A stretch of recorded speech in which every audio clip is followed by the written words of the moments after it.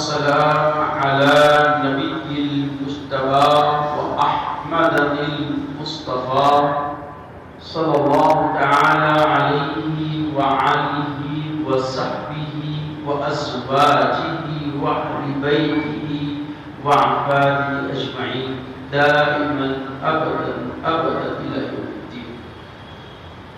بعد حمدي والصلاة فأعوذ بالله من الشيطان الرجيم. بسم الله الرحمن الرحيم. رضي الله عنهم ورضوا عنه.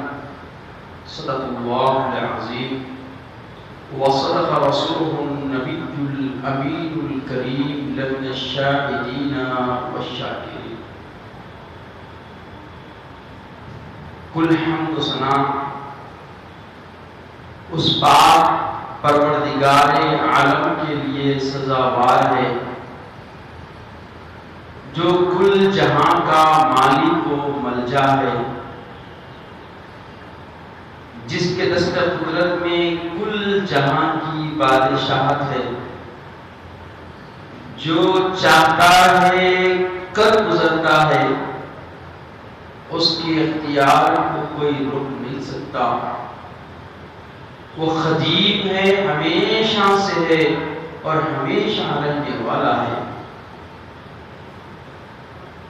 وہ اپنی ذات میں تنہا و اکتر ہے، اس کے مثل و مانند کوئی نہیں. وہ کل عیوب سے پاک اور مبرہ ہے.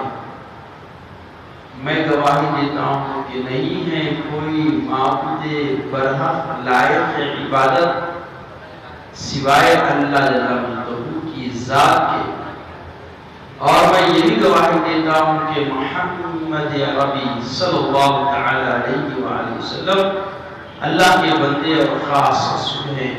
صلاۃ والسلام نازل ہو ہمارے آقا نامدار حضور تاجدار محمد عربی صلی اللہ تعالی علیہ وآلہ وسلم پر، آپ کی آل پر، آپ کے اصحاب پر.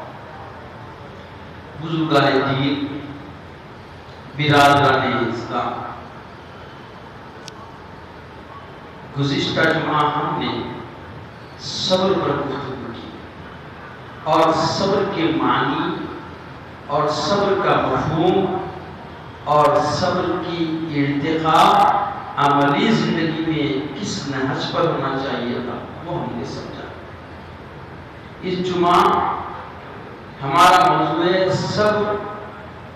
صبر و قناعت و رضاء اللہ. عزیزو اور بزرگو،